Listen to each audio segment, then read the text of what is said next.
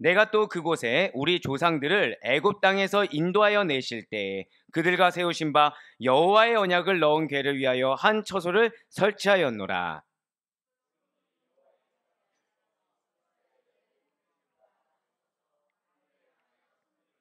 함께요. 이르되 이스라엘의 하나님 여호와여, 위로 하늘과 아래로 땅에 주와 같은 신이 없나이다. 주께서는 온 마음으로 주의 앞에서 행하는 종들에게 언약을 지키시고 은혜를 베푸시나이다. 아멘. 네, 그렇습니다. 오늘은 솔로몬 시리즈의 첫 번째예요. 그 가운데 성전 건축자 솔로몬이 바로 그 주인공이 된다라는 것이죠. 사랑 우리 모든 성도님들께서는 솔로몬 하면 혹시 누가 생각나십니까? 무엇이 생각나시나요? 솔로몬 하면. 네. 이게 한치 오차가 없습니다. 예. 보통은 이게 어린아이들부터 이렇게 좀 우리 장년들 하다못해 이제 오기 전에 조금 이제 저희 교회에 조금 관심이 많으신 76세 정도 되신 어르신하고 통화하면서 저도 모르게 근데 권사님 혹시 솔로몬 하면 뭐가 생각나요? 했더니 지혜. 딱 이렇게 나올 정도로 솔로몬 하면 보통 이제 지혜를 많이 떠올린다는 거죠. 지혜를 비롯해서 자, 우리는 지금 특별표 기도를 통해서 무엇을 바라보고 있죠? 전도서. 그럼 뭐가 생각날까요? 허무. 이게 또 이게 해 아래 인생에 딱 이렇게 나오면 네, 너무 감사하죠. 예. 예, 허무 또는 아가서 뭐 여러 가지가 떠오를 수 있지만 사실 거의 90% 이상은 솔로몬 하면 지혜를 떠올릴 수가 있다는 거예요. 근데 그 중에서도 사실은 굉장히 중요한 것이 무엇이다? 절대 고백하실게요. 성전 건축.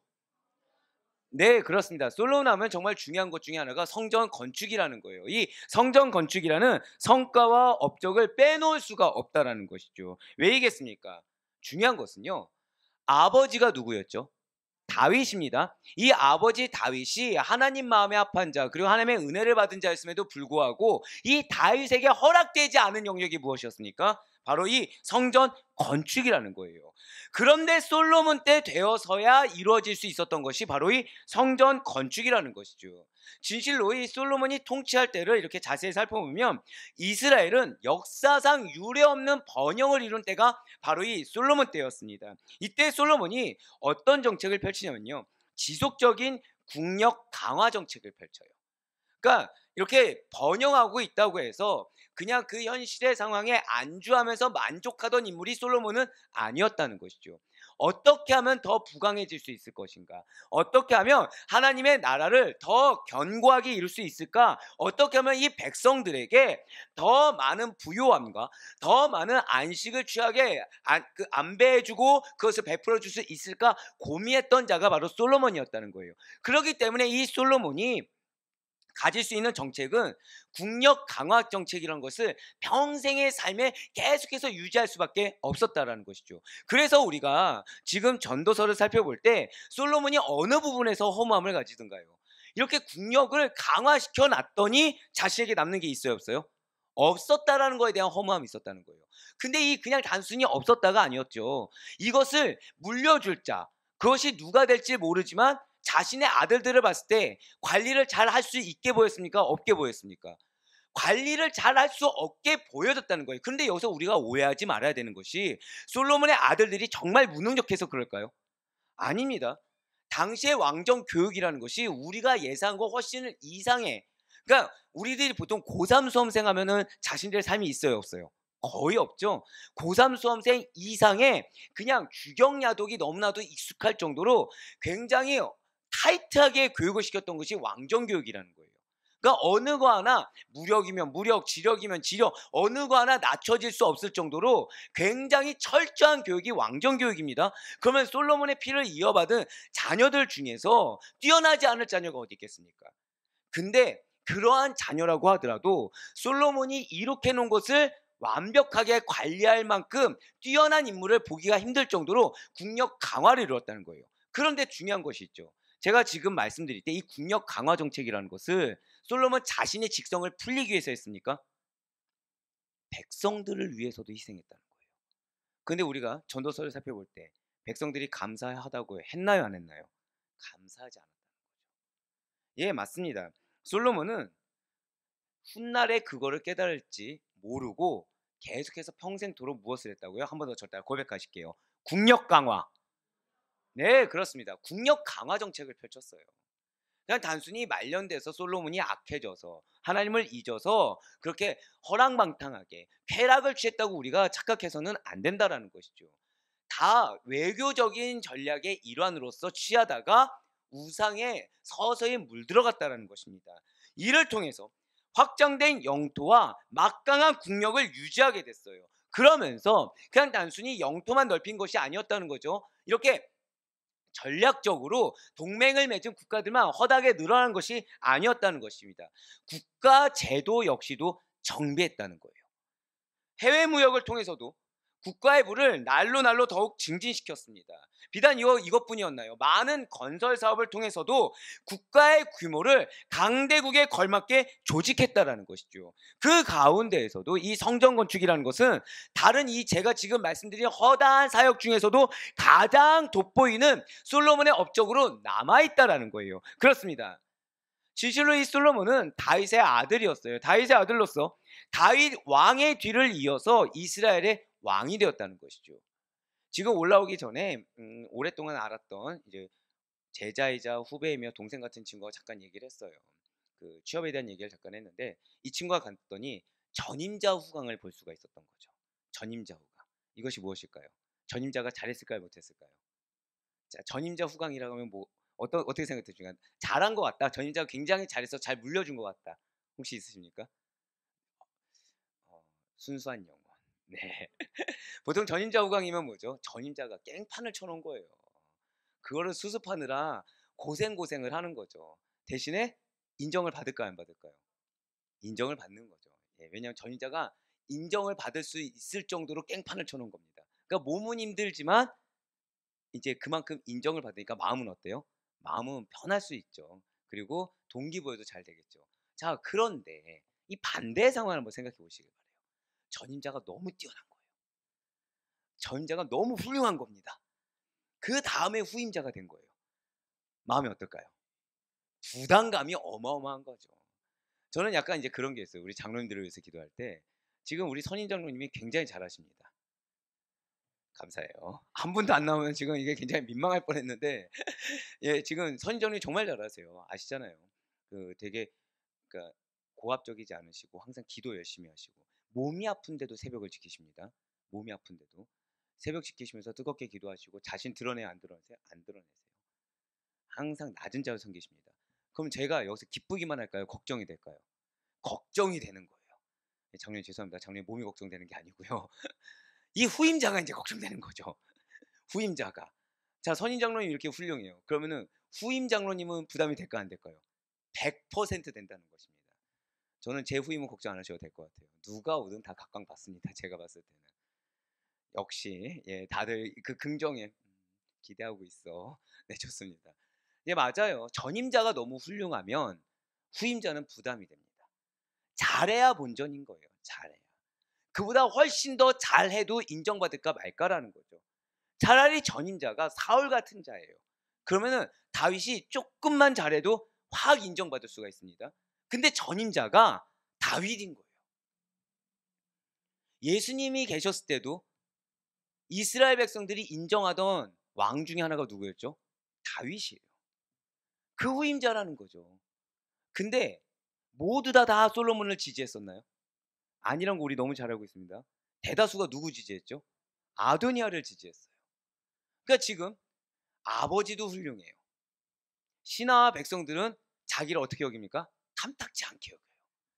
그냥 아버지가 푸시해 줬으니까 겨우 됐다라고 생각을 하는 겁니다. 그럼 지금 아버지의 아성도 뛰어넘어야 됩니다. 백성들에게 인정도 받을 만큼 업적도 세워야 됩니다. 얼마나 부담이 될까요? 예, 맞아요. 그러한 다윗 왕의 뒤를 이어서 그렇게 좋다고만 말할 수 없는 환경 가운데, 그러니까 환경 여건은 좋을 수 있지만 어떤 사람과의 관계에서 사람의 시선에서는 결코 자유로울 수 없는 상태에서 왕이 된 자가 솔로몬이었다는 것입니다. 솔로몬은 그럼에도 불구하고 무엇을 이루었다고요? 이스라엘 역사의 황금기를 향유할 수가 있었다는 거예요. 그러니까 얼마나 노력을 했겠습니까? 얼마나 부단히 밤낮으로 고민하면서 신경을 썼겠습니까? 그래서 가장 영화로운 왕으로 군림할 수 있었고요. 동서고금을 막론해서 지혜자의 대명사로 통할 수가 있었다는 거죠. 그런데 그렇게 극복하고 사람들의 시선까지도 전환시킬 만큼 노력한 솔로몬의 치적을 말할 때 결코 빼놓을 수 없는 것이 무엇이라고요? 바로 아버지 다윗 왕이 유지를 받들어서 선전을 건립한 일. 그러니까 단순히 왕을 뛰어넘었다, 단순히 이스라엘 백성들의 시각을 바꿔 놓았다, 이거보다 더 뛰어난 것이 무엇이라고요? 절대 고백하실까요? 성전 건립. 바로 그거예요. 성전 건축이 그렇게 대단하다는 것입니다. 그냥 이스라엘을 가장 황금기를 주었어, 가장 번영하게 만들었어, 단순히 그렇게 이야기할 수가 없을 정도로, 비단 그 정도만 했다고 해서 이스라엘 백성들이 솔로몬을 인정할 수는 없었을 것입니다. 그런데 무엇을 했다고요?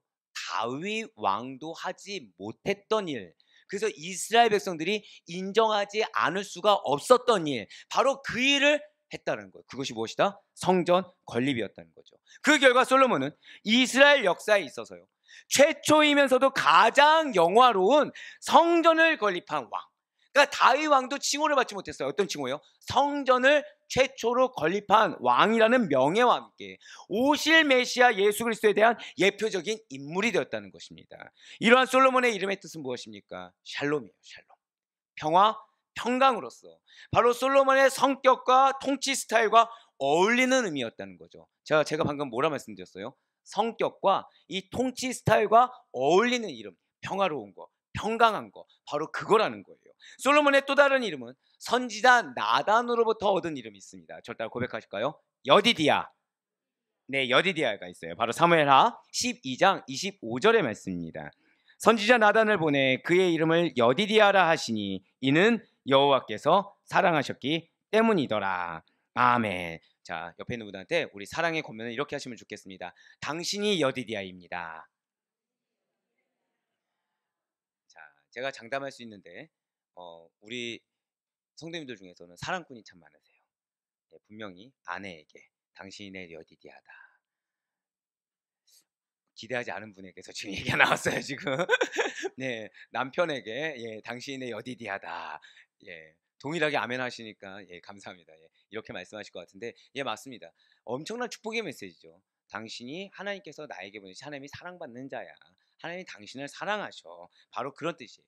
지금 말씀드린 여디디아가 바로 야훼의 사랑을 입은 자, 여호와의 사랑을 입은 자, 하나님의 사랑을 입은 자란 뜻이라는 거죠. 실제로 솔로몬은 하나님께 그리고 그의 아버지인 다윗에게 많은 사랑을 입은 자였다는 거예요.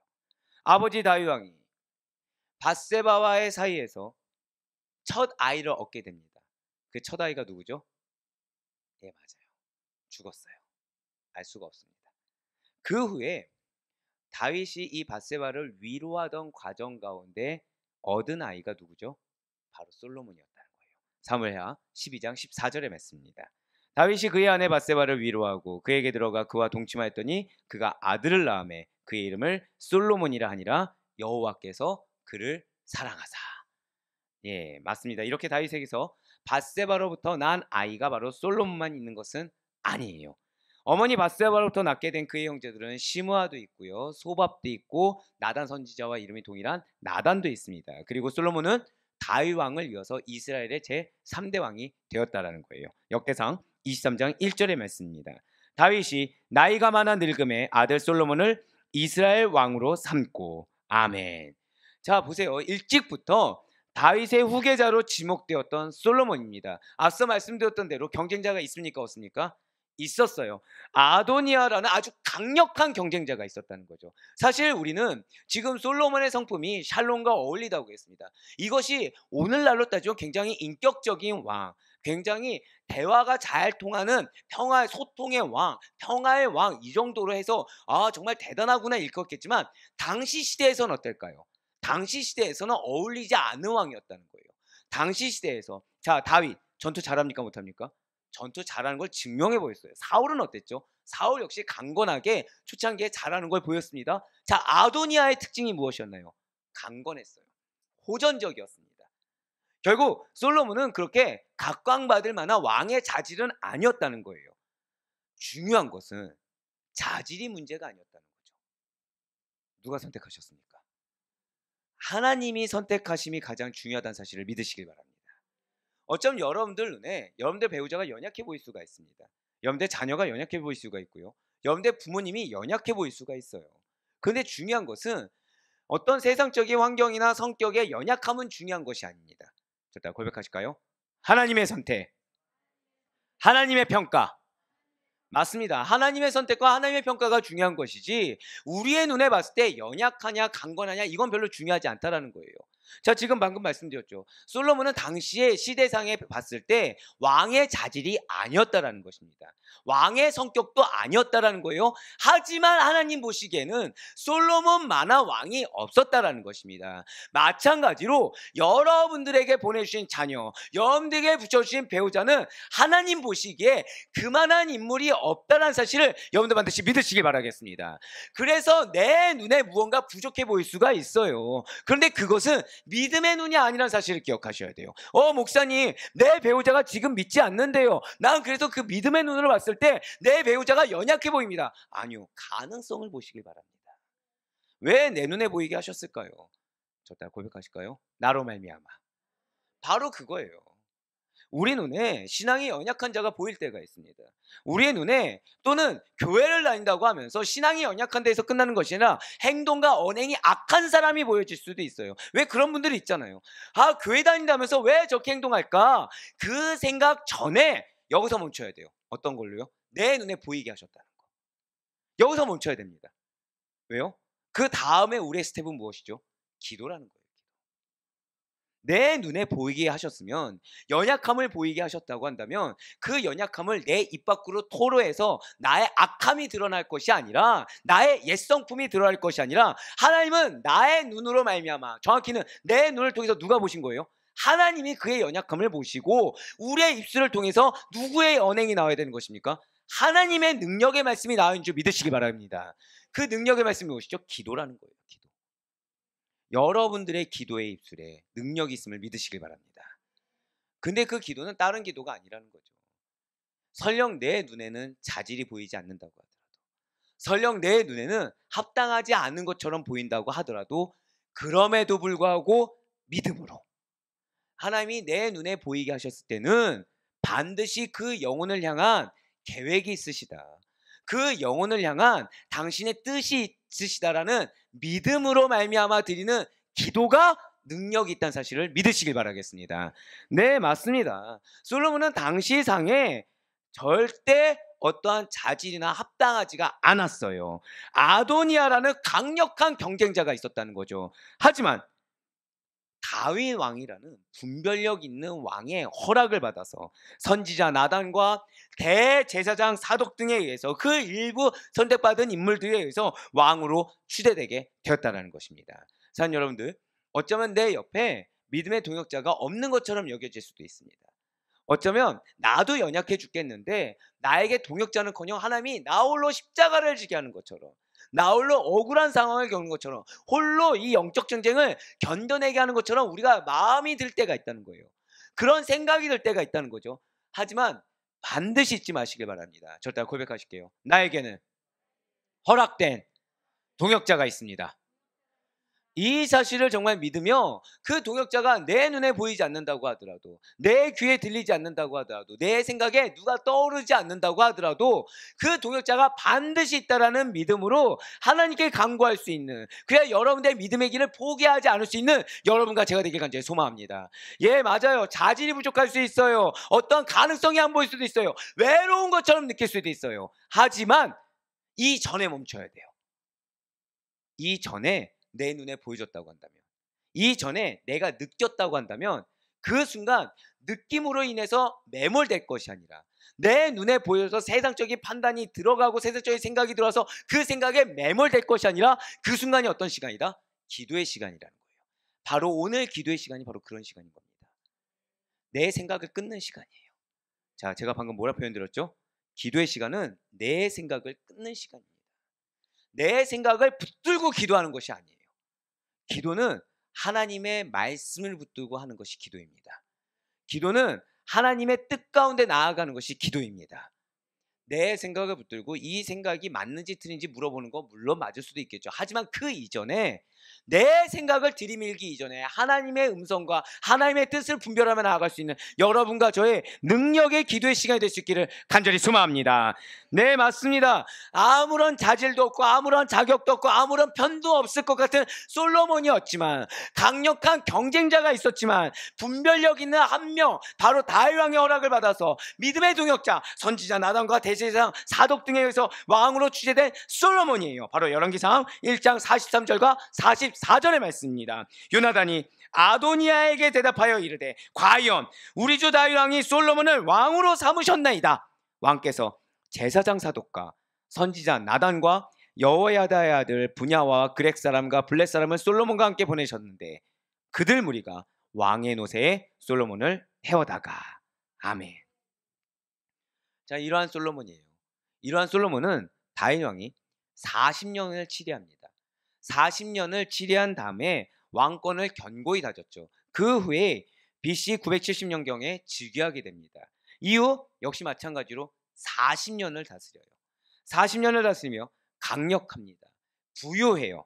종교적, 문화적으로도 최고인 국가를 이룩하였습니다. 그렇습니다. 솔로몬은 다윗 왕이 튼실하게 놓아둔 기초 위에 찬란한 유산들을 활짝 꽃피울 수 있도록 이바지하였습니다. 결코 아버지의 색깔을 지우고자 노력했던 것이 아니에요. 아버지가 이룩했던 것을 인정하고 그것을 극복해서 그 위에 더 찬란한, 더 화려한, 더 하나님의 인정받을 만한 기업을 이루기 위해서 노력했던, 과거를 부정한 것이 아니라 과거를 인정하고 그 위에 은혜의 결실을 쌓으려고 노력했던 인물이 바로 솔로몬이었다는 거죠. 그런 그가 자기 시대에 있어서 이룩한 최고의 유산이 무엇이라고요? 바로 이스라엘이 출애굽한 지 480년째 되는 해로부터 시작한 성전 건립 공사인 것입니다. 열왕기상 6장 1절의 말씀이에요.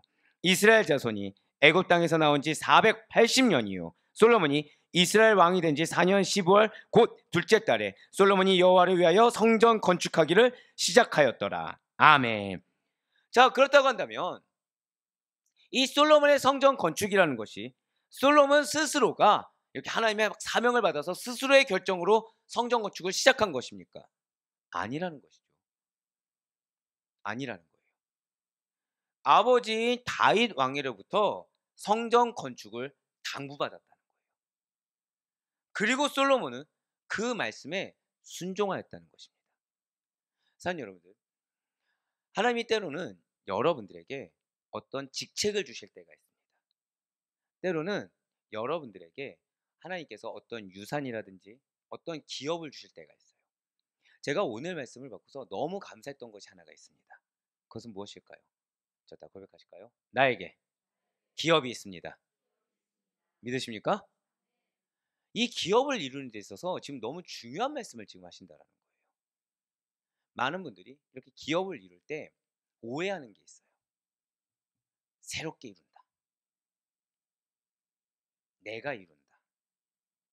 하나님의 은혜라는 건 아는데 내가 누구 위해서 이거를 이루었는지, 내가 누구와 함께 이루었는지를 머리로 안다고 하면서 잊어버리는 거죠.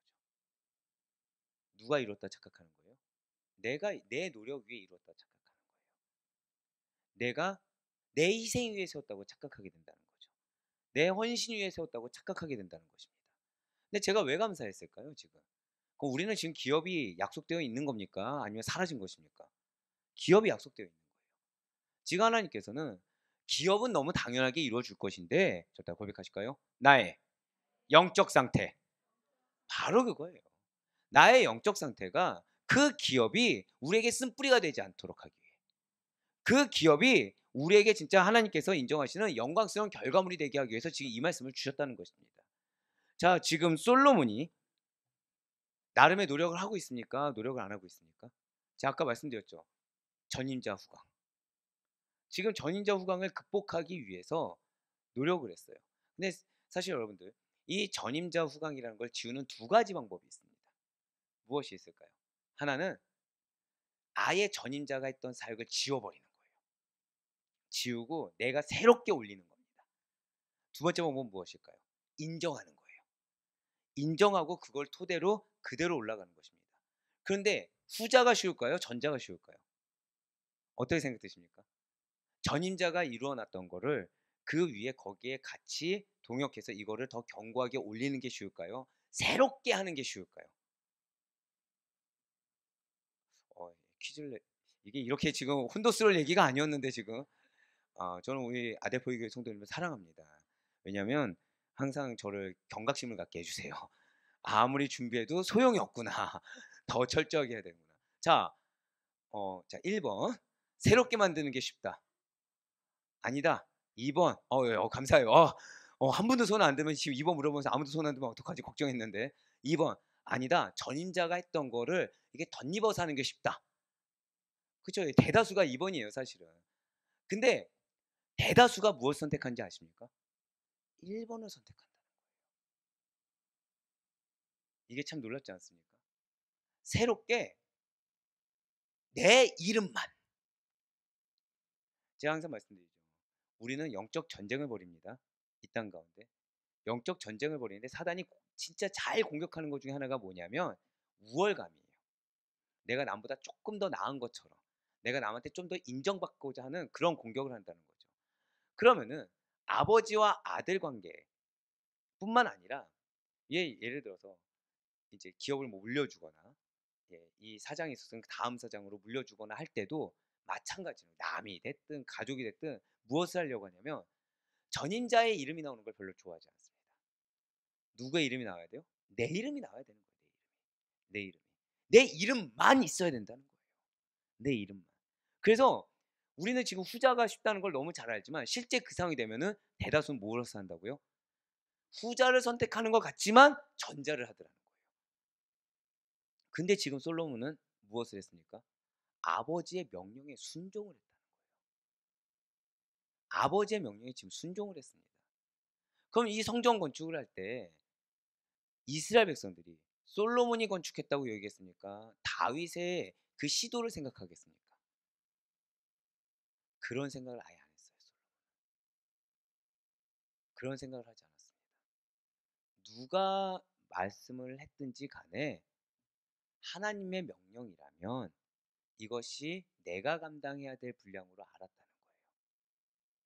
이것이 내 이름이 있냐 없냐 중요한 것이 아니라 저 따라 고백하실까요? 말씀의 순종. 그게 가장 중요했다는 것입니다. 사는 여러분들에겐 반드시 약속된 기업이 있습니다.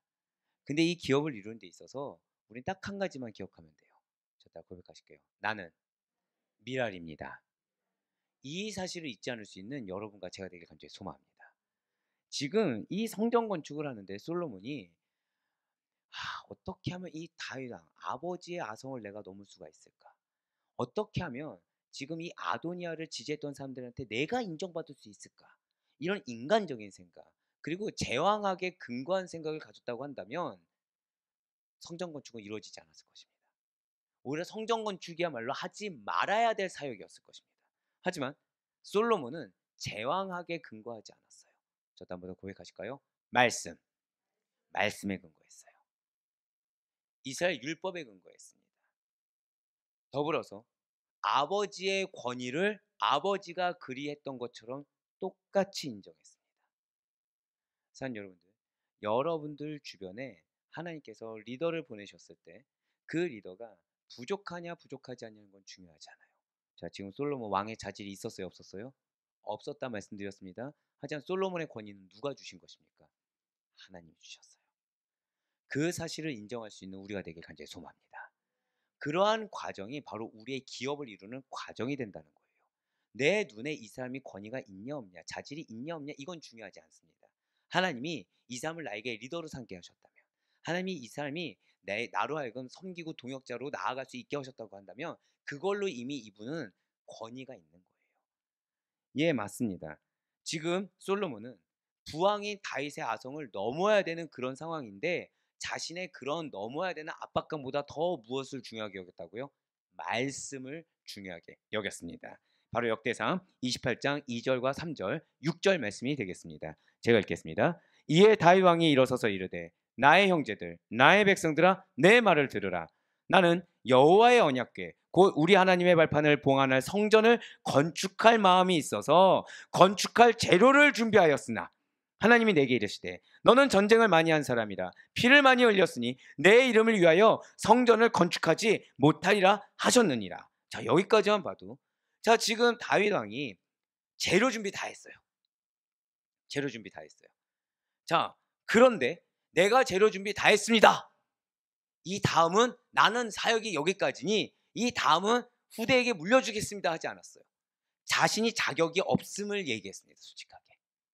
재료 준비를 다 했지만 나는 자격 없는 자라는 걸 솔직하게 밝혔다는 거예요. 그러면서 6절 보실까요? 내게 이르시기를 내 아들 솔로몬 그가 내 성전을 건축하고 내 여러 뜰을 만들리니 이는 내가 그를 택하여 내 아들로 삼고 나는 그의 아버지가 될 것임이라. 아멘. 지금 아들에게 힘을 실어준 겁니까? 안 실어준 겁니까? 실어줬어요. 결국 솔로몬은 무엇만 하면 되는 거였습니까? 아, 내가 아버지 야성을 넘어야 되는데 이건 중요하지 않죠. 말씀에만 순종하면, 말씀에 순종해서 그거를 그대로 행하겠다고 결단의 의지만이라도 보이면 이미 안배되어 있다는 거예요. 이미 예비되어 있다는 것입니다. 저도 한 번 더 고백하실까요? 나에게 기업이 있습니다. 아멘. 하나님이 지금 그럼 우리에게 무엇을 바라실까요? 그 사실을 믿는 믿음의 의지를 보이라는 거예요. 눈앞에 지금 그 현실이 이루어질 것처럼 보이느냐 안 보이냐 이건 중요하지 않다는 것입니다.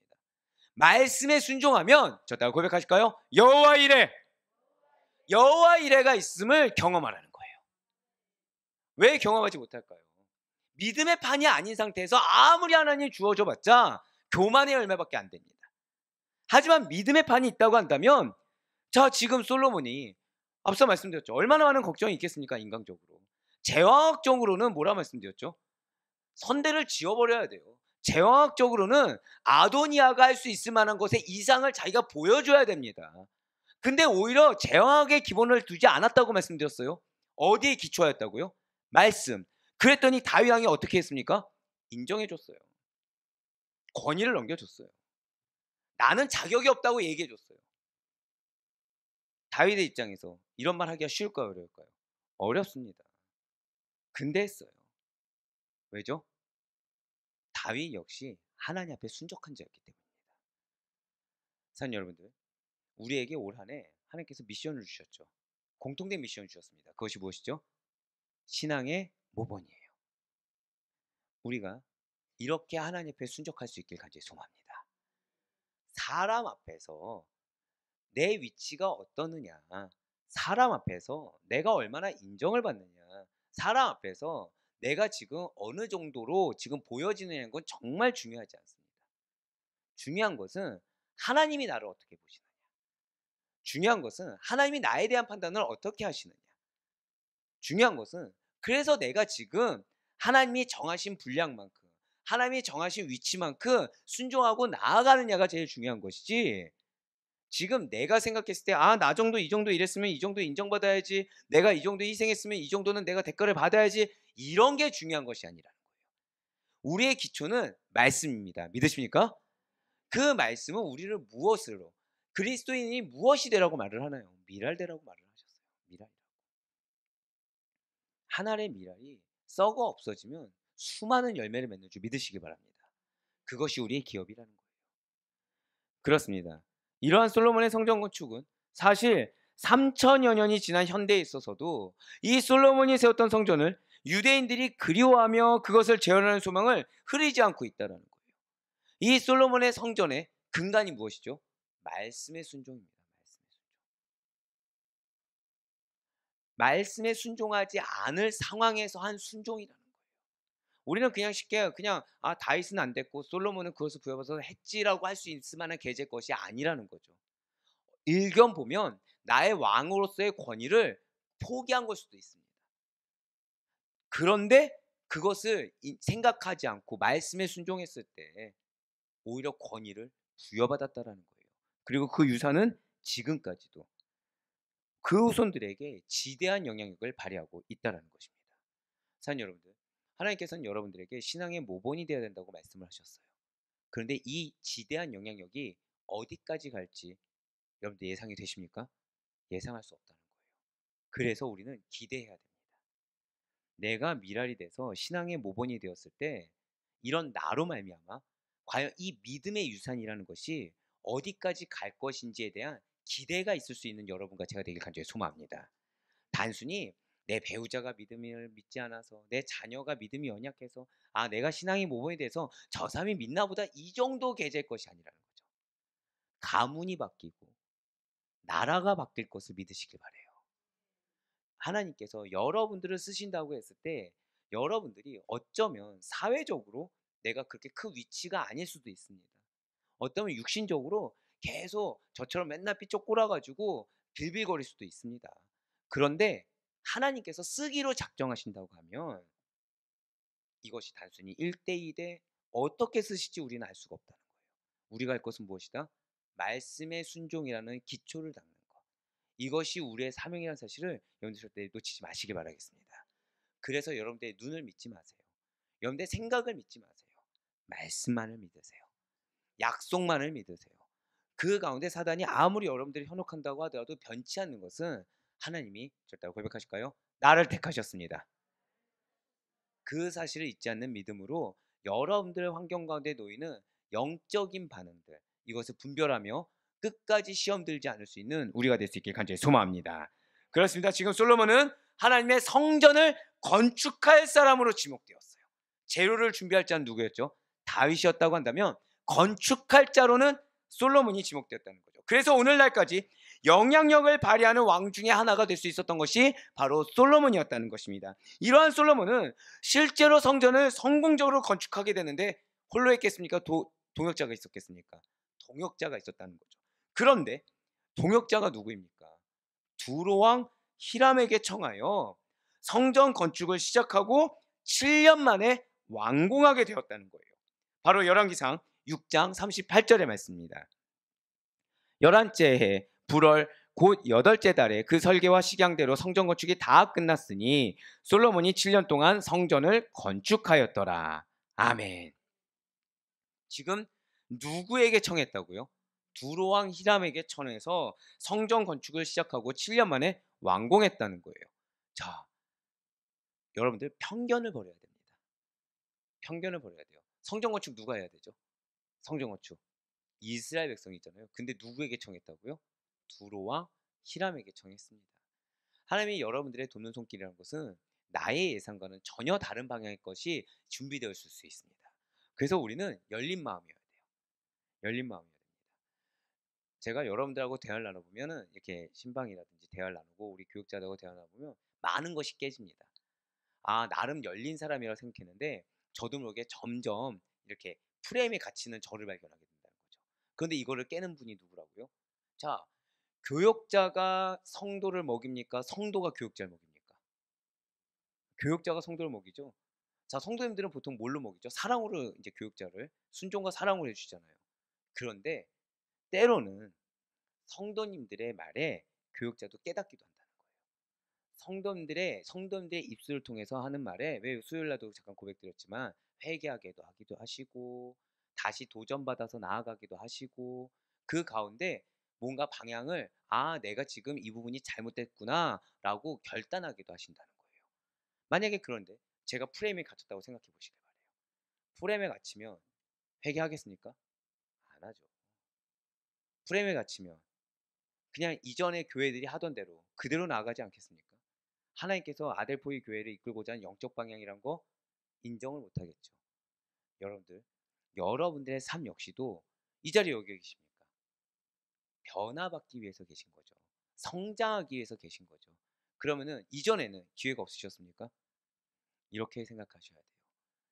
이전에 내가 걸어왔던 길이 그대로였다고 한다면 이것이 변화가 필요하기 때문에 지금 이 시간 하나님께서 나에게 도전을 주신다라는 영적 분별력이 있을 수 있는 우리가 되길 간절히 소망합니다. 왜 우리 그런 거 있잖아요. 자녀가 공부를 하는데 맨날 하던 방식대로 해서 성적이 중간이에요. 그러면은 이 성적이 중간인 거를 바꾸기 위해서는 뭐를 바꿔야 될까요? 그동안 공부했던 방식을 바꿔야 되는 것입니다.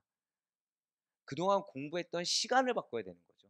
근데 내가 익숙하다고 그 공부 방식을 해봤자 그 중간치에서 벗어날 수 있습니까? 없습니까?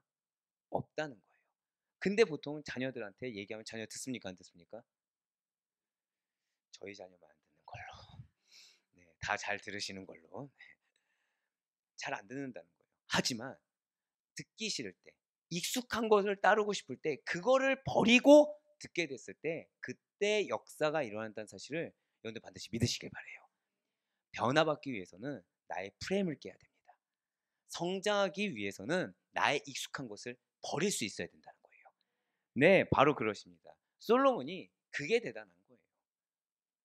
그런 프레임을 깼습니다. 하나님 인정하셨어요, 안 하셨어요? 인정해 주셨다는 거죠. 그래서 솔로몬이 7년 동안 성적을 건축하였더라라는 말씀을 허락해 주신 거예요. 네, 맞습니다. 솔로몬은 하나님께서 다윗에게 허락하신 언약의 자손으로서 하나님의 집을 굳건하게 세우게 된 것입니다. 그렇지만 그가 세운 집은 가변적인 거라는 거죠.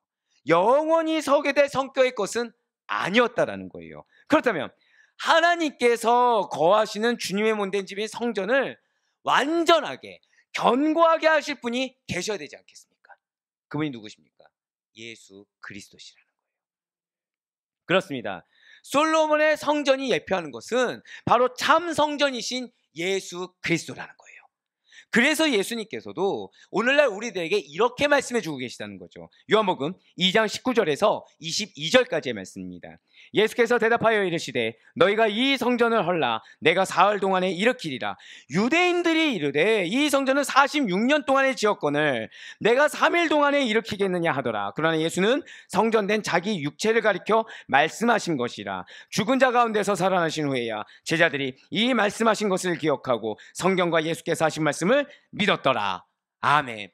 네, 우리가 너무나도 잘 아는 말씀이에요. 진실로 그리스도께서는 솔로몬과 같이 하나님의 집을 지으신 것이 맞습니다. 하지만 사람의 힘으로 지은 것이 아니라는 거죠. 인간의 능력으로 지으신 것이 아니라는 것입니다. 절대적인 전능자로서의 권위와 능력으로 성취하신 것입니다. 할렐루야.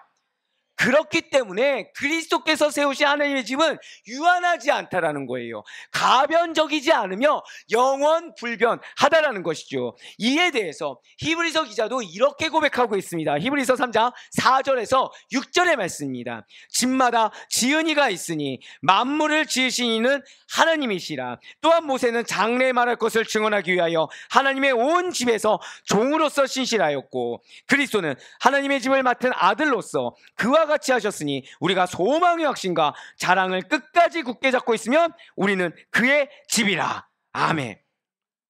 자, 여기에서 중요한 말씀이 나왔어요. 저 말씀 다시 한번 더 보여주세요. 집마다 지은이가 있어요. 근데 그 분이 누구시라고요? 하나님이시라는 거예요. 근데 그리스도가 하나님의 집을 맡은 아들이라는 거죠. 근데 우리가 그의 집이 되기 위한 전제 조건이 있습니다. 소망의 확신과 자랑. 무슨 자랑입니까? 그리스도가 자랑돼야 돼요. 그리스도에 대한 소망의 확신이 있어야 돼요. 사랑하는 여러분들, 우리의 몸이 주님의 몸된 성전인 줄 믿으시기 바랍니다. 우리 안에 성령님께서 거하십니다. 우리는 그래서 그리스도인이에요. 근데 그리스도인은 무엇을 끝까지 굳게 잡고 있어야 된다고요? 자, 일단 한번 고백하실까요? 소망의 확신, 자랑. 이 자랑은 누구에 대한 자랑? 예수 그리스도에 대한 자랑. 이것이 성도인 줄 믿으시기 바랍니다. 이것이 우리에게 영원 불변한 진리가 된다는 거예요. 그냥 단순히 교회 나온다고 해서 나는 주님의 몸된 성전입니다 얘기할 수 있는 계제 것이 아니라는 거죠. 지식적으로 많이 안다고 해서 내가 그냥 그리스도의 몸된 성전입니다 얘기할 수 있는 계제 것이 결코 아니라는 거예요. 우리가 정말 확신 가운데 있는지, 우리가 정말 예수님이 나의 자랑이 되고 있는지, 그것을 시시각각으로 우리의 믿음을 점검해 볼 수 있어야 된다는 것입니다. 나에게 지금 기업이라는 하나님께서 소망의 확신을 주셨습니다. 믿으십니까? 그런데 내가 자꾸 눈앞에 놓인 상황 가운데 흔들리고 있다. 그러면은 지금 상황의 역전을 위해서 기도하기 이전에 무엇을 기도해야 되는 것일까요? 나의 믿음을 두고 기도하셔야 된다는 거예요. 지금 내가 본질적인 것을 놓치고 있는 거에 대해서 기도하셔야 된다는 거죠.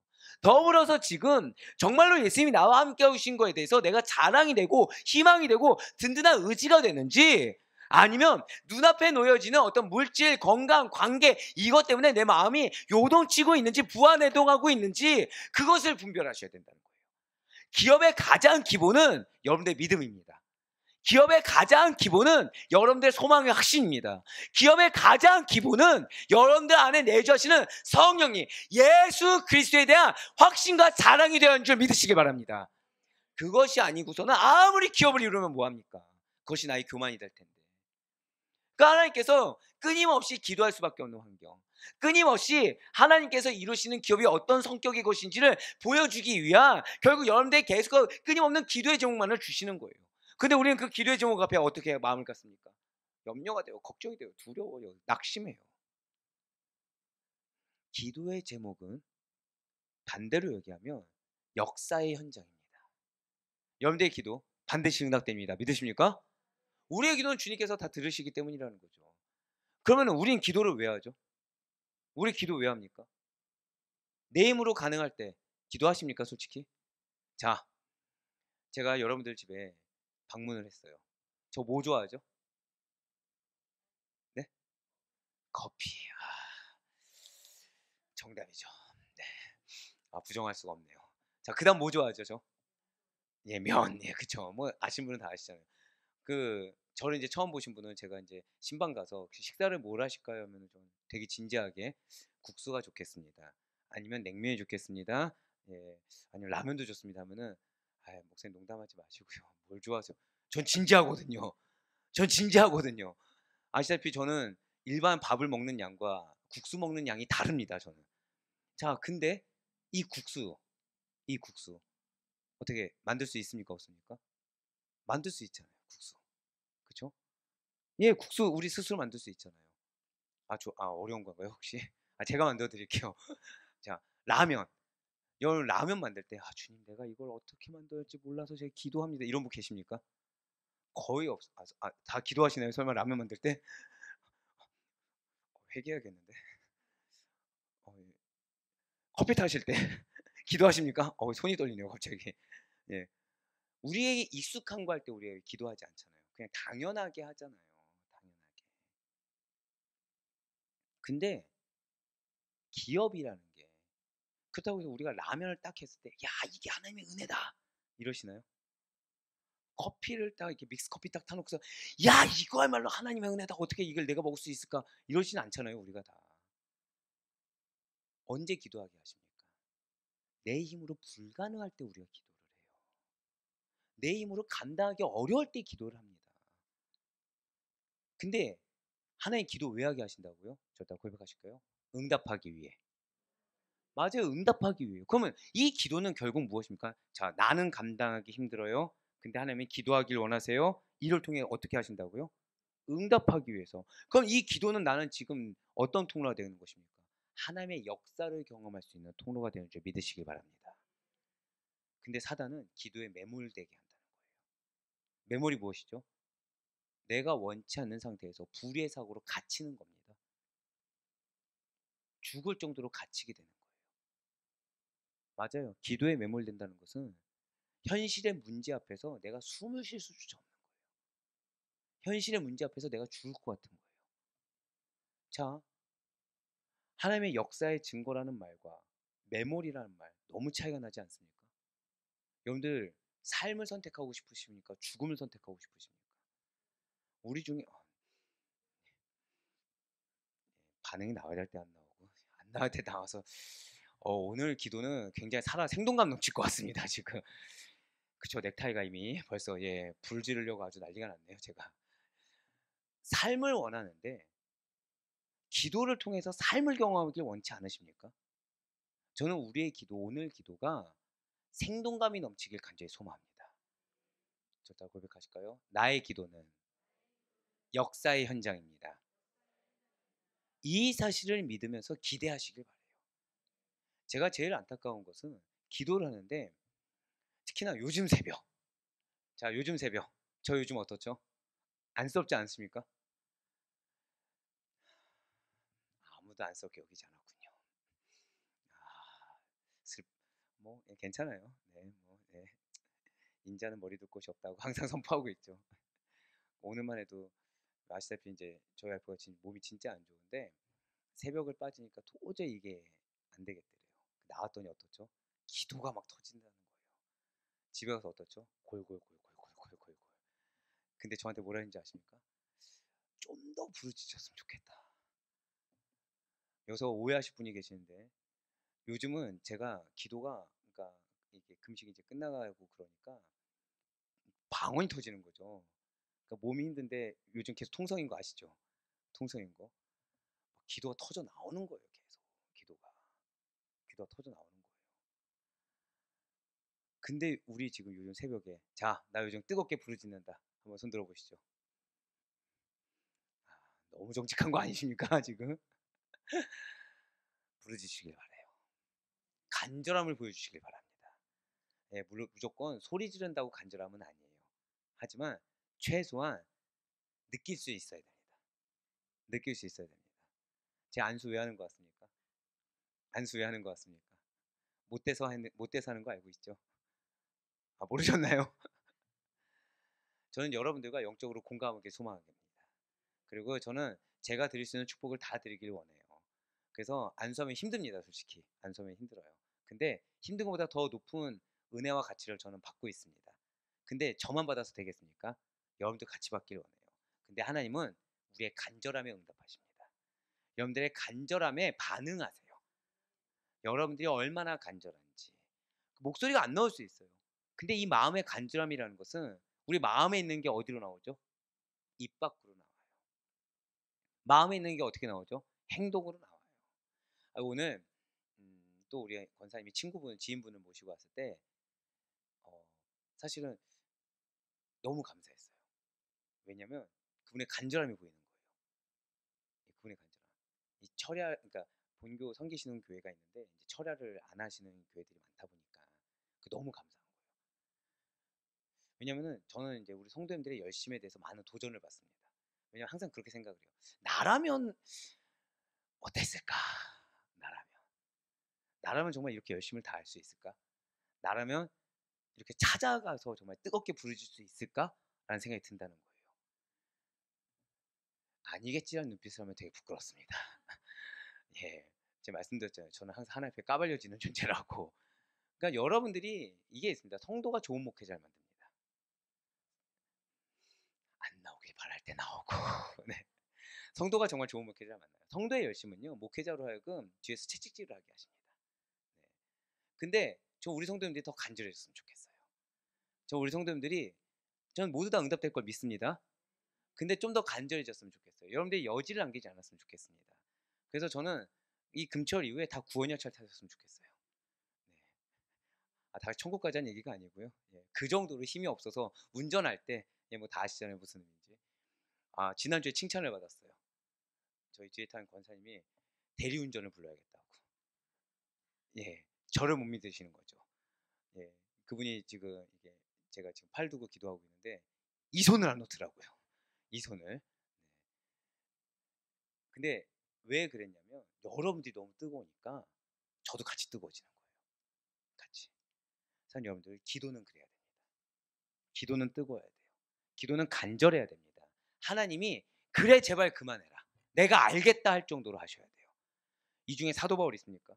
이 중에 베드로 있나요? 내가 1분 기도했다고 응답될 거에 대한 자신이 있습니까? 아니라는 거예요. 아니라는 것입니다. 우리 초심을 잊지 맙시다. 우리 개척교회 정신을 잊지 말자고 말씀드렸죠. 우리 개척교회 초창기 어떻게 했죠? 다 뜨겁게 부르짖었어요. 불 내려졌다고 표현할 정도로 다 뜨겁게 부르짖었습니다. 육신이 힘들 수 있어요. 그동안 지쳤을 수 있습니다. 피곤할 수 있습니다. 하지만 언제 지치죠? 여러분들 자녀를 위해서 뜨겁게 기도하다가 언제 지치게 되시죠? 자녀가 내 기대랑 벗어났을 때예요. 근데 하나님은 자녀가 아니세요. 하나님은 우리의 기대에서 벗어나신 적이 단 한 번도 없습니다. 하나님은 지금 이 순간에도, 저다 고백하실까요? 나의 간절함과 나의 믿음을 보십니다. 예, 맞아요. 지금 솔로몬의 성전이 바로 그리스도가 세우신 하나님의 집을 예표하고 있기 때문에 건물 자체의 의미가 아니라 성전 완공의 본질적인 의미가 더욱 중요합니다. 우리가 이 기도의 시간이 그냥 자리만 앉아서 내가 이 기도회 때 몇 시간 기도했다가 중요한 것이 아니라 기도의 본질적인 의미가 더욱 중요하다는 거죠. 제가 왜 하필 지금 성전 완공의 본질적인 의미가 중요한 이 파트 시간 때 이 기도의 본질적인 의미가 중요하다고 왜 말씀을 드렸겠습니까? 성전 완공의 본질적인 의미가 무엇이겠습니까? 절대 고백하실게요. 말씀의 순종. 바로 그거라는 거예요. 기도의 본질적인 의미는 순종입니다. 하나님이 나에게 말씀하신 것을 그대로 이행해서 그 이행하는 우리를 통해 역사하는 하나님. 그 우리를 통해서 우리의 입술뿐만 아니라 입술로 고백하고 부르짖는 걸 통해서 하나님이 주신 상황과 그 사명에 대해 순종하는 가운데 역사하는 하나님. 그것이 우리의 응답의 결실되는 줄 믿으시길 바라겠습니다. 바로 성전 완공의 본질적인 의미가 말씀의 순종, 율법의 순종에 있다는 거죠. 열왕기상 6장 11절과 12절 말씀을 보시면요, 건축이 순조롭게 잘 마무리되어가는 그 도중에 하나님께서 솔로몬에게 나타나신다는 거예요. 그러면서 성전 건축과 관련해서 다시 한 번 더 다윗에게 주셨던 언약을 상기시킨다는 거죠. 열왕기상 6장 11절로 12절의 말씀입니다. 여호와의 말씀이 솔로몬에게 임하여 이르시되 내가 지금 이 성전을 건축하니 내가 만일 내 법도를 따르며 내 율례를 행하며 내 모든 계명을 지켜 그대로 행하면 내가 내 아버지 다윗에게 한 말을 내게 확실히 이룰 것이요. 아멘. 지금 무슨 말씀을 하시는 것일까요? 솔로몬이 여호와의 율법에 순종하면 다윗 언약을 성취하실 것이요 이스라엘 가운데 임재에 계시겠다는, 저다 고백하실까요? 조건부 약속. 예, 조건부 약속을 지금 하시는 것입니다. 근데 엄밀히 따지면 조건도 될 수가 없죠. 자, 우리는 그리스도입니다. 믿으십니까? 자, 그리스도인은 어떤 존재죠? 말씀에 순종하는 존재가 그리스도입니다. 믿으십니까? 그러니까 우리는 너무 당연한 거예요, 사실은. 말씀에 순종하도록 창조된 자들이 우리라는 거죠. 말씀에 순종하지 않으면 에덴 동산의 그 불행한 일이 우리에게 벌어질 수밖에 없는 것이 우리입니다. 그러니까 우리 창조 자체가 하나님 말씀에 순종하게끔 창조된 자들이에요. 그러니까 마치 밥을 먹어야 살 수 있는 것처럼 말씀에 순종하지 않으면 살아갈 수 없는 자들이 그리스도입니다. 근데 그게 조건이라는 거예요. 그러니까 마치 너희 밥만 잘 먹어, 그럼 내가 기업 줄게, 이거랑 똑같다는 거죠. 근데 우리가 그걸 안 한다는 거예요. 우리한테 부르짖으라고 하셨어요. 우리한테 철야 기도회 왜 허락하셨죠? 그 기도의 시간 통해서 응답하기 위함을 믿으시기 바랍니다. 우리에게 예배를 왜 허락하셨죠? 그 예배를 통해 인간적이고 우리의 죄된 부분, 우리에게 쓴뿌리가 될 부분이 깨지고 그 자리를 말씀의 은혜 그리고 믿음의 결단으로 하루간의 힘을 하나님께서 허락하시기 위해서, 은혜를 허락하시기 위해서 예배를 허락하신 줄 믿으시기 바랍니다. 하나님께서 허락하신 것 중에 무의미한 것이 없다라는 거예요. 예, 맞아요. 기도 역시 무엇을 원하시는 거죠? 조건부 약속을 우리에게 주신다는 거예요. 근데 그 조건부 약속이 무엇이다? 한 번 더 쳤다가 고백하실까요? 말씀의 순종. 예, 말씀의 순종이라는 거예요. 지금 성전 건물 자체가 중요한 것이 아닙니다. 지금 여러분들에게 얼마나 허다한 기도 제목이 있냐 없냐 이게 중요한 것이 아니라는 거예요. 진실로 하나님께서는 성전 완공을 통해서 이스라엘 백성들이 하나님의 말씀에 대한 순종보다 형식적인 예배에 치우칠 것을 경계하고 계시다는 것이죠. 여러분들의 허다한 기도에 반드시 하나님은 응답하실 것인데, 여러분들이 말씀의 순종, 하나님의 뜻 가운데 나의 본질을, 나의 정체성을 잊지 않은 상태에서 그 말씀에 대한 순종보다 그 결과물, 그 열매, 세상적인 어떤 분깃, 이거에만 치우칠 것을 두려워하고 계시다는 거예요. 물론 성전은 1차적으로 하나님께 예배드리기 위해 특별히 구별하여 지은 것이 맞습니다. 하지만 성전의 궁극적인 의미에서의 실체는 하나님께 예배드리는 성도 개개인과 그리스도인 공동체를 같이 지칭하는 의미라는 거예요. 그래서 사도 바울이 이렇게 선포하고 있다는 거죠. 고린도전서 3장 9절의 말씀입니다. 우리는 하나님의 동역자들이요 너희는 하나님의 밭이요 하나님의 집이니라. 아멘. 자, 저 따라 고백하실까요? 내가 하나님의 집입니다. 내가 하나님의 밭입니다. 아멘. 동역자는 뭐가 동역자냐면요, 그냥 단순히 우리가 같은 부서에서 같이 일한다 요 정도로 국한돼서 얘기하는 것이 아니라 하나님의 밭을 같이 지닌 자들, 하나님의 집을 같이 갖고 있는 자들. 그래서 이 밭에 어떤 마음판이냐에 따라서 그 마음판을 위해서 같이 마음 아파하고 같이 그 돌덩이와 가시덤불을 제거해 줄 수 있는 자들. 이게 동역자예요. 결국 우리 믿음의 성도들의 내 옆에 있는 동역자의 마음 가운데 쓴뿌리를 같이 제거해 줄 수 있는 자들. 이 마음판을 같이 기경하는 데 도움을 줄 수 있는 자들. 때로는 쓴소리도 되고 때로는 사랑으로 보듬어 주기도 하며 때로는 그 영혼이 가지고 있는 어깨의 짐을 같이 제거해 줄 수 있는 자들.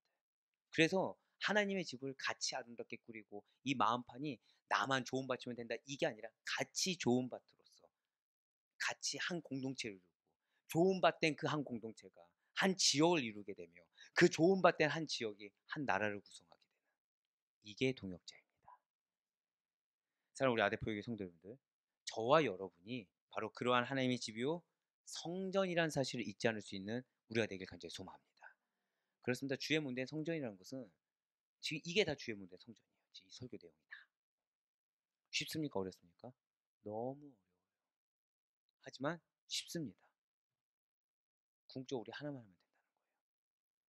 무엇이죠? 아멘. 저 다 고백하실까요? 아멘. 이거예요. 말씀에 순종하면 되는 거예요. 내가 판단하는 게 아니에요.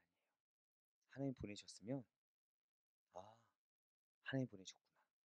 하나님 상황 주셨으면 하나님 상황 주셨구나. 왜 그럴까? 이게 아니고요. 사람에 대해서 왜 그럴까가 아니라 이 왜에 대한 질문을 누구에게 해야 돼요? 하나님이 나에게 왜 보내셨을까? 하나님의 뜻은 무엇일까에 대한 분별인 거지.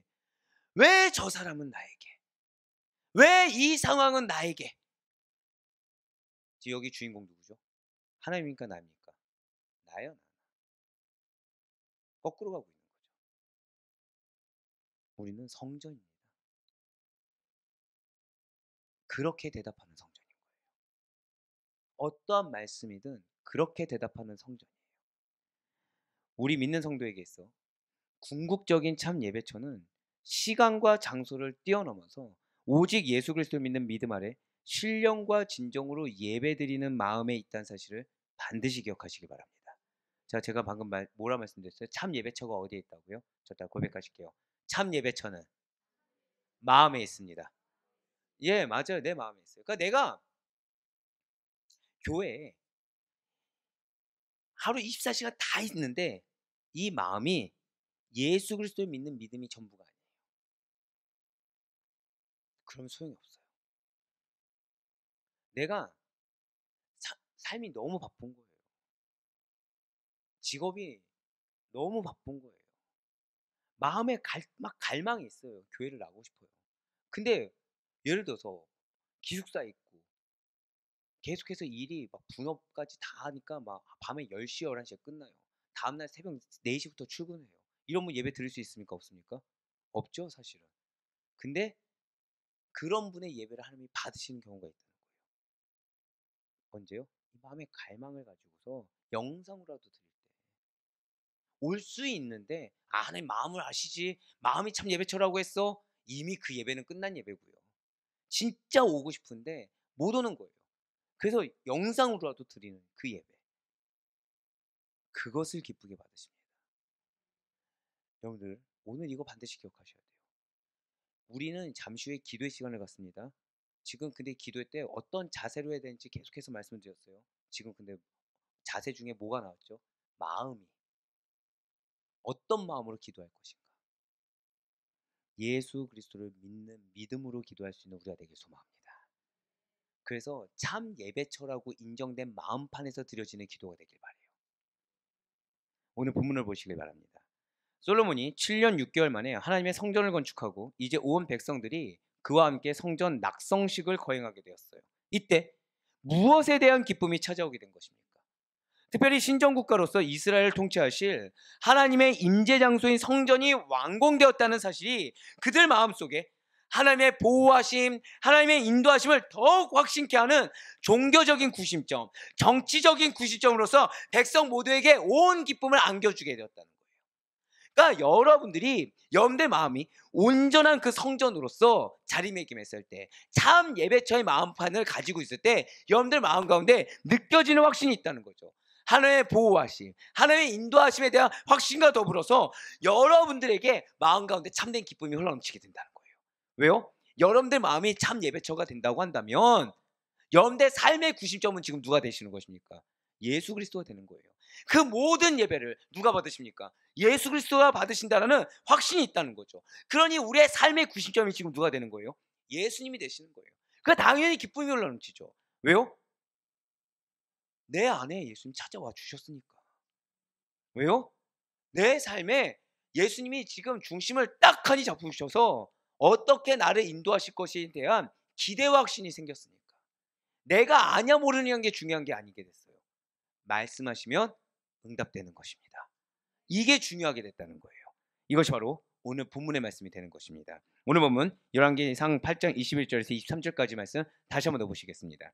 내가 또 그곳에 우리 조상들을 애굽 땅에서 인도하여 내실 때 그들과 세우신 바 여호와의 언약을 넣은 궤를 위하여 한 처소를 설치하였노라. 솔로몬이 여호와의 제단 앞에서 이스라엘의 온 회중과 맞추서서 하늘을 향하여 손을 펴고 이르되 이스라엘 하나님 여호와여, 위로 하늘과 아래로 땅에 주와 같은 신이 없나이다. 주께서는 온 마음으로 주의 앞에서 행하는 종들에게 언약을 지키시고 은혜를 베푸시나이다. 아멘.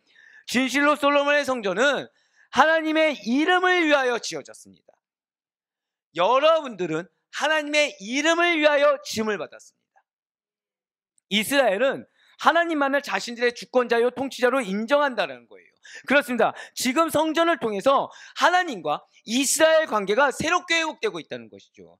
여러 변화된 여러분들의 성전된 이 참 예배처된 마음으로 말미암아 하나님과 여러분이 속한 공동체의 관계가 회복될 것을 반드시 믿으시기 바라겠습니다. 내 남편, 내 아내가 믿냐 안 믿냐, 내 자녀가 믿냐 안 믿냐, 여기에 키워드는 절대 고백하실까요? 나에게 있다는 거예요. 내가 온전히 참 예배처로서 하나님과 관계가 회복되었느냐, 아니면 여전히 내가 나한테 매어가지고 나의 생각, 나의 어떤 감정에 매몰되어 있느냐, 여기에 가능성이 있다는 거예요. 그렇다면 오늘날 우리들의 성전은 지금 어떻게 지어지고 있습니까? 예수 그리스도 이후 신약시대의 성전은 어떤 건물만을 의미하는 것이 아니라는 것을 우리는 너무나도 잘 알고 있어요. 오늘날 우리의 성전은 다른 것이 아니라는 거죠. 바로 보혜사 성령님의 임재가 이루어지는 것이 성전임을 믿으시기 바랍니다. 저 다 고백하실까요? 나의 가정이 성전입니다. 나의 사업장이 성전입니다. 믿으십니까? 그걸 믿으셔야 돼요. 그러니까 여러분들의 사명은 무엇이냐? 여러분들이 속해 있는 학교를 위해서, 여러분들이 속해 있는 직장을 위해서, 사업장을 위해서 반드시 기도하셔야 돼요. 그곳이 성전입니다 라고 기도하셔야 된다는 거죠. 여러분들이 축복의 통로가 된다, 바로 여기에 있다는 거예요. 여러분들 한 사람으로 말미암아 그 직장이 변화될 걸 믿으시기 바랍니다. 우리는 솔로몬 같이 여호와의 이름을 위하여 우리의 몸을 세워 성전으로 드림으로 말미암아 죄로 인해 상실된 하나님과 관계를 온전히 회복해야 할 것입니다. 우리에게도 하나님의 성전된 우리의 몸을 산 제사로 봉헌하는 헌신과 감사의 낙성식이 있어야만 된다는 거예요. 그것이 무엇이에요? 예배예요. 예배. 그것이 무엇이에요? 오늘 기도회인 것입니다. 거기서 우리는 성령의 충만함을 잊게 될 것입니다. 거기서 우리는 새롭게 회복된 하나님과의 온전한 관계를 체험하게 될 것입니다. 그래서 제가 항상 말씀드리죠. 여러분들 우리 예배를 위해서 기도할 때 제가 뭐라고 기도하죠? 예배를 통해서 여러분들이 체험받기를 원한다. 예배를 통해서 여러분들을 깨어지고 변화되기를 원한다. 예배를 통해서 여러분들 성장하기를 원한다. 왜요? 바로 이거라는 거예요. 여러분들이 예배를 통해서 하나님과의 온전한 관계가 무엇인지 체험하셔야만 합니다. 예배의 능력을 경험하셔야 된다는 거예요. 그러기 위해서 무엇이 필요하다? 절대 고백하실까요? 아멘. 아멘이 필요한 거예요. 다른 거 필요 없어요. 죄송하지만 헌금 많이 해봤자 소용없습니다. 봉사 많이 해봤자 소용이 없어요. 여러분들 마음에 아멘이 없잖아요. 헛되고 헛됩니다. 여러분들이 먼저 그 아멘으로 체험받으셔야 돼요. 여러분들이 먼저 그 아멘으로 변화를 받으셔야 됩니다. 그 아멘을 통해서 여러분들이 성장하지 않으면 여러분들을 통한 하나님의 계획은 막히게 돼요. 근데 막혀 있는데 아무리 교회에 억만금을 드리고 아무리 교회 모든 봉사에 여러분들 참여한다고 해서 무슨 소용이 있겠습니까? 교회의 존재 이유가 무엇이죠? 이 땅의 변화입니다. 구원받은 백성들이 허다하게 늘어나게 하는 것입니다. 근데 그러기 위해서 누구를 지금 제자로 삼으십니까? 맞아요. 그런 여러분들이 성장하지 않고 그런 여러분들이 변화되어서 주변 사람들이 의아하게 보지 않는데 어떻게 구원받은 자가 드러납니까? 먼저 변화되길 간절히 소망합니다. 먼저 체험받길 간절히 소망합니다. 이 믿음의 결단을 가지고 이거는 나이가 중요하지 않아요. 평생입니다. 평생이에요. 이렇게 솔로몬이 성전 낙성식 이후에 기도를 드리자 하나님께서는 감사하게 응답해 주셨어요.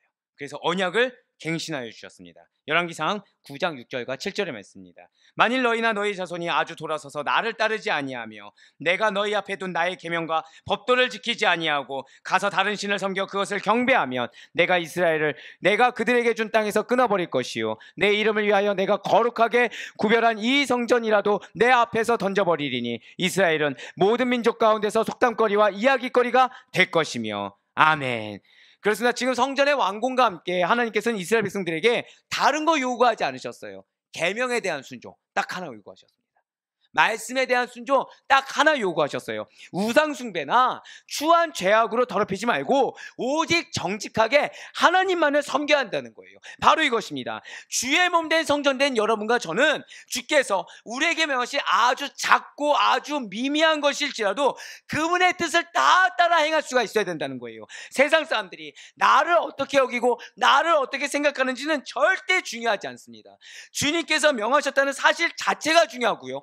우리는 여기에 가치 판단의 초점을 맞춰야 된다는 거예요. 우리의 가치 판단의 초점은 어디에 있다? 주님께서 어떻게 생각하시느냐, 주님께서 어떻게 말씀하시느냐. 성전 내 건물이 아무리 화려하고 아무리 아름답게 지어졌을지라도 그 안에 있는 성도들의 신앙에 바로 서지 않는다고 한다면 그 공동체는 하나님의 언약과 그분의 뜻을 온전히 성취하지 못한다라는 거예요. 그렇기 때문에 신약 시대에는 성도의 몸이 하나님의 귀한 성전이다. 바로 이 진리가 너무나도 중요하다는 거죠. 한 명 한 명이 너무나도 중요하다는 것입니다. 결국 우리들의 흔들림 없는 순종하는 신앙이 주님의 몸된 성전을 통해서 하나님의 언약을 성취하는 중요한 통로가 된다는 사실을 잊지 않을 수 있는 여러분과 제가 되길 간절히 소망합니다. 그렇습니다. 하나님께서는 솔로몬의 성전에 대해서 거룩하게 구별하시겠다는 그 약속과 함께 순종의 조건을 제시하신 것처럼 오늘날 여러분과 저에게도 동일하게 요구하고 계시다는 거예요. 너무 잘 알고 계세요. 솔로몬이 성전을 건축하기까지 쉬웠습니까? 어려웠습니까? 어려웠다고 말씀드렸어요. 말씀의 순종이 아니고서는 제왕하게 기반을 두었다면 성전 건축을 하지 않았을 거라고 말씀을 드렸습니다. 맞아요. 여러분들이 하나님의 기업에 일하는 약속의 말씀을 믿고 행하는 데 있어서 인간적인 걸 다 배제해야 되고요. 그 믿음의 결단인 것이 얼마나 어려운 일인지 하나님이 너무나도 잘 알고 계십니다.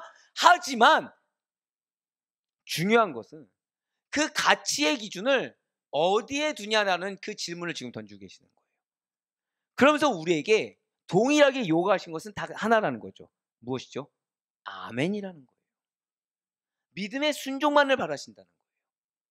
비록 우리들의 환경을 바라보는 눈이 있을 수 있고 내 처지를 생각하는 생각이 있을 수 있으며 내가 감정적으로 소욕이 올라올 수 있지만 그럼에도 불구하고 아멘.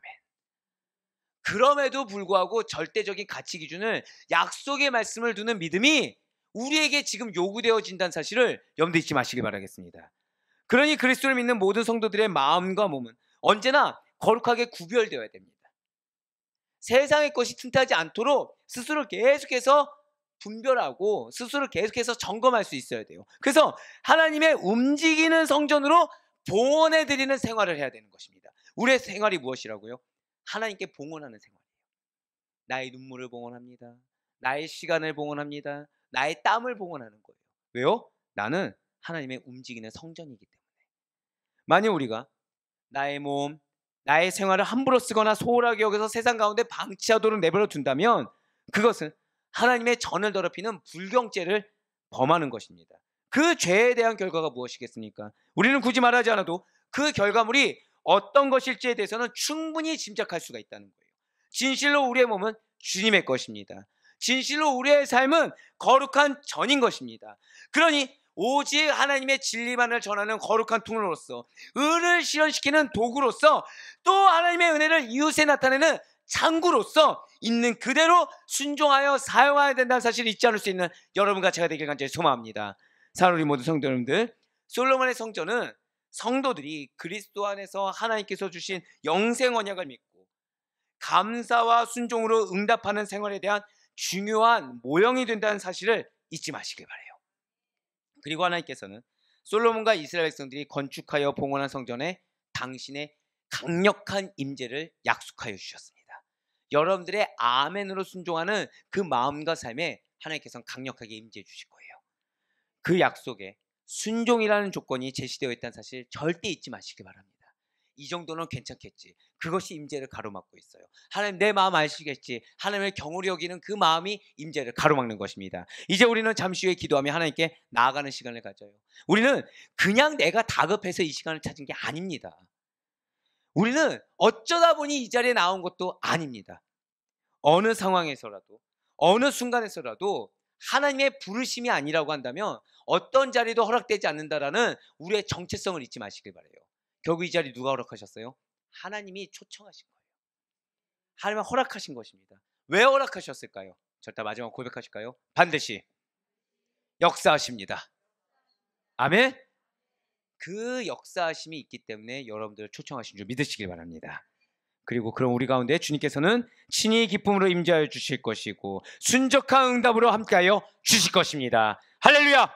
그의 부대와 권 얻기는 우리의 기반과 본질도 거룩하게 구별된 하나님의 움직이는 성전이라는 사실을 잊지 않으심으로 말미암아 언제나 여러분들을 향해 계시하시는 하나님의 약속과 우리의 순종으로 반드시 응답받을 것을 믿으며 나아갈 수 있는 여러분과 제가 되길 간절히 소망합니다. 아니 무엇보다도 우리의 본질이 다른 데 있는 것이 아니라 믿는 자에게 허락하시는 주신 그 약속의 온전한 성취에 우리의 본질이 있다는 사실을 잊지 마시길 바라요. 그리하여 하나님의 성전으로서 아름답게 지어져가는 우리 사랑하는 성도님들의 삶과 이 기도의 은혜의 임재의 시간이 될 수 있기를 주님의 이름으로 간절히 축원합니다.